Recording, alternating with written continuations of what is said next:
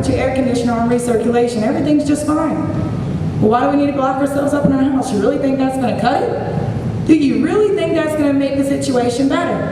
No, it's not. Where do you think the air comes from that's in the house? Outside the house. These people, they never cease to amaze me. The lack of humanity here. I know that my parish only makes up 2% of Louisiana's population, but does that make my people expendable? This is unacceptable. They are slowly poisoning every person that I've ever been close to in my entire life, and I'm standing here saying no more. Now, if I ruffle some feathers and make some people mad, so be it. I don't care. My people are more important to me than their bottom line. And that is my bottom line. So basically, this whole Ponies and Balloons Act, if someone does not come in and properly oversee this response, our marsh now is being used as a boom, an absorbent boom, a big giant sponge. It's on both sides of us. It will fill up. It is filling up constantly. We have heavy, heavy crude penetrating our marsh all over the place right now as we speak. They deploy and then they pull them back in when a politician comes in. This is not acceptable. They're not cleaning it up. They're covering it up. We're barely into this. This could go on for years and years, and they're already cutting costs, cutting corners, and taking shortcuts is why we're all sitting in this room today. Enough is enough. Now, as far as EPA, OSHA, NOAA, BP, and the federal government, that every one of us in collaboration with each other, that comes from someone at the top of NOAA. That's the kind of people I've been talking to. That came from someone at the top of NOAA. That they're all in collaboration with BP. Are you serious? Who do these people work for? I thought these were our agencies to protect our better interests, our world, our earth, our lives. And what is going on here? Are we that dependent upon these banks to just roll over and let them poison our world and our people in it? This is unacceptable. A week after this started, they want to say nothing's going on, nothing's dying. A week after this started, I traveled 70 miles east of the original site. There was these shells floating all over the top of the water, hundreds of thousands of them. They were empty because they were dead. I've never seen a shell float in my life. Dead, a week after. 4 weeks ago, when the oil was trajected to hit the west side of our peninsula, I was so mad after I went down to Pass Lucha and seen what wasn't being done there that I got in my boat, my time, and I took a trip. I also had Fox National News on my boat.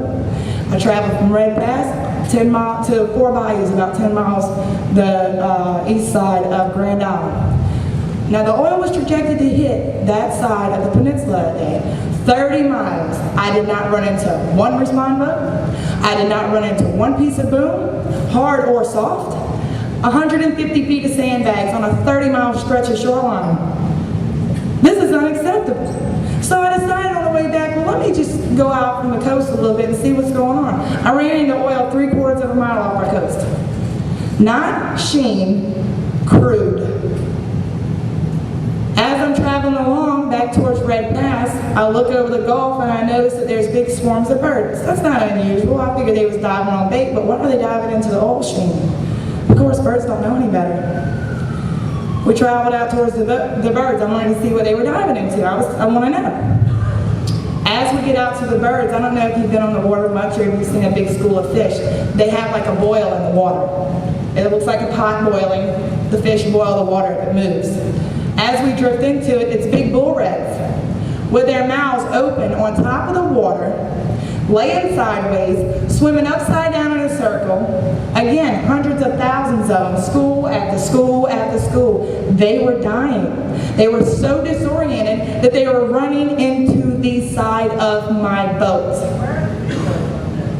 That's a real good question. Fox National News swears it's on their website, but I've searched it up and down. I've even, you know what, I've got the cameraman's phone number in my purse right there. We can call him after and find out exactly where it's at.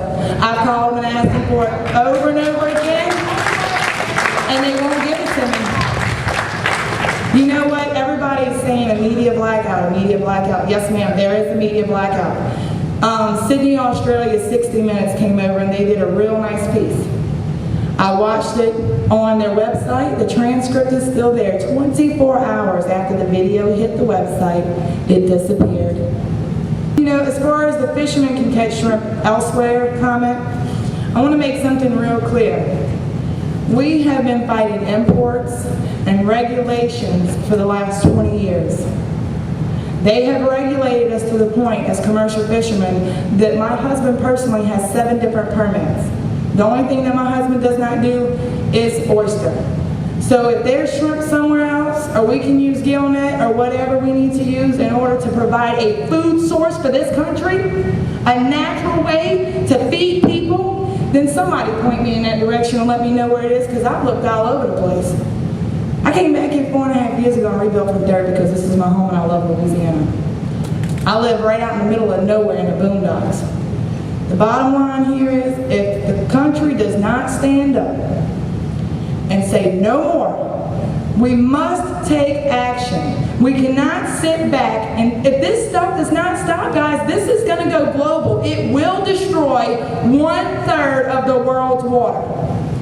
Bank on it. If they do not stop this, every ocean is connected. It will go on and on and on, as my daughter says, infinity plus 2. Enough's enough.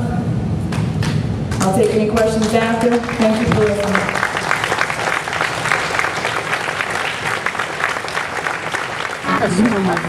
Mobile Broadcast News.